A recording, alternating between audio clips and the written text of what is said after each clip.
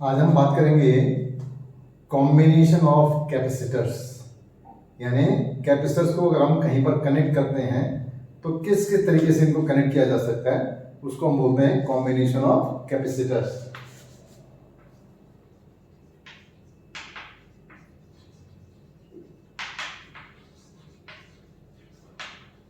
Capacitors, तो first method है series.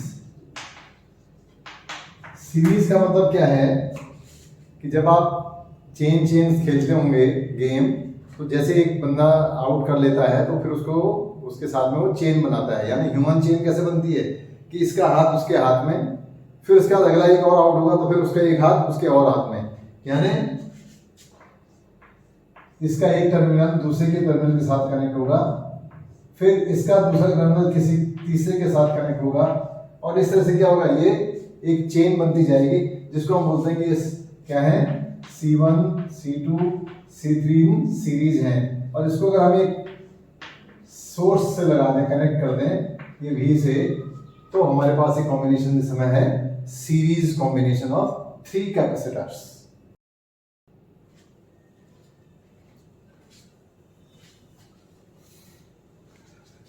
आज हम कैपेसिटर्स को सीरीज में कैसे कनेक्ट करते हैं ये देखेंगे। ये सर्किट आपका दिख रहा है C1 C2 C3 C4, ये पॉइंट हमारा B है और ये पॉइंट हमारा A है।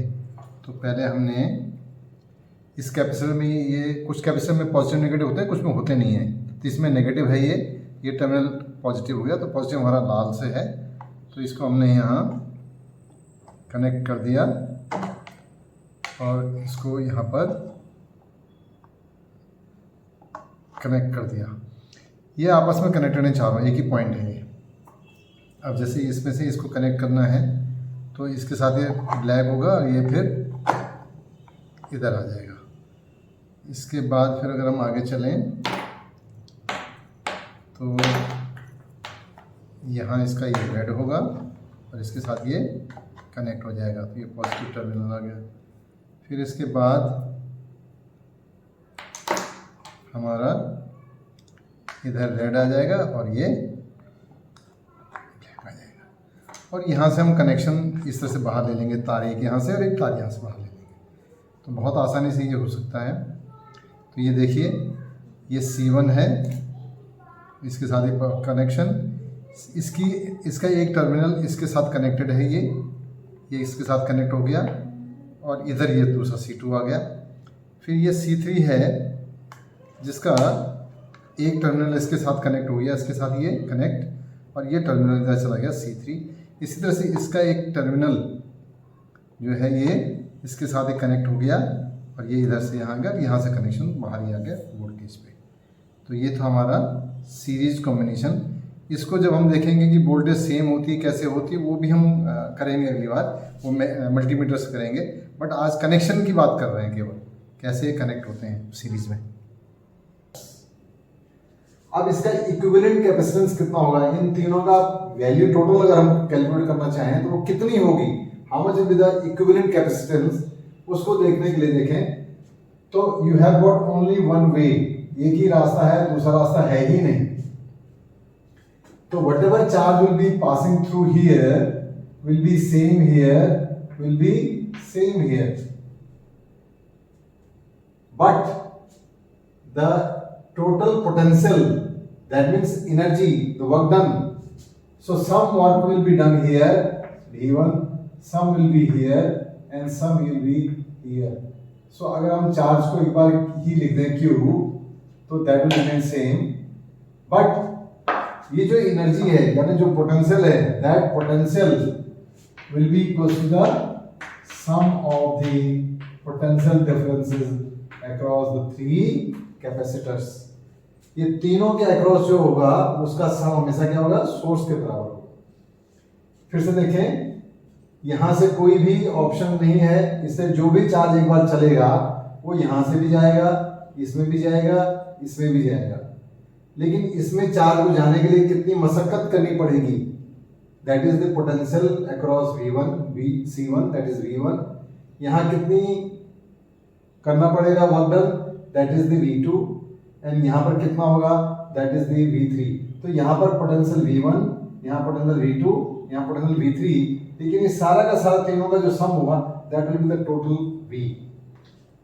तो V is equal to V1 plus V2 plus V3। अगर इसको मैं क्लोज करके रख दूं, मुझे नहीं पता यहाँ 2 है कि 3 है कि 5 है, मुझे पता है यहाँ कैपेसिटर है, तो उस कैपेसिटर की वैल्यू क्या होगी, C होगी, और चार्ज यहाँ पर कितना है, Q है। तो we know that Q equals to CV का रिलेशन है हमारे पास। तो यहाँ से मैं अगर V की वैल्यू निकालूं तो that will B net charge upon net C। यहाँ पर क्या होगा, चार्ज Q1 अपॉन C1।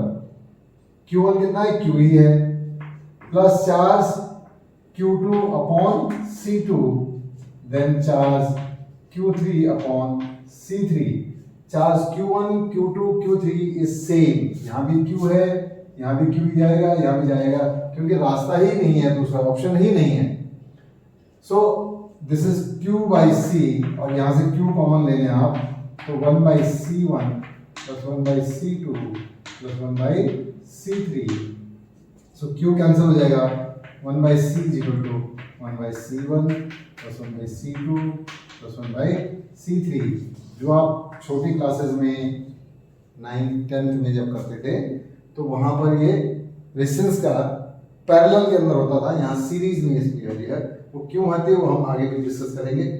अब यहाँ पर अगर एग्जांपल हम देखें, this is 2, this is 3 and this is 6 microfarad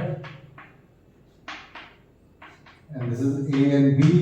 तो what will be C equivalent, that is 1 by C will be equals to 1 by 2 plus 1 by 3 plus 1 by 6, that means that is 6, 3 plus 2 plus 1, that is 6 by 6 equals to 1। Answer नहीं है ये, C equivalent is equal to 1 upon 1 की जरूर करें and then it comes to 1 microfarad।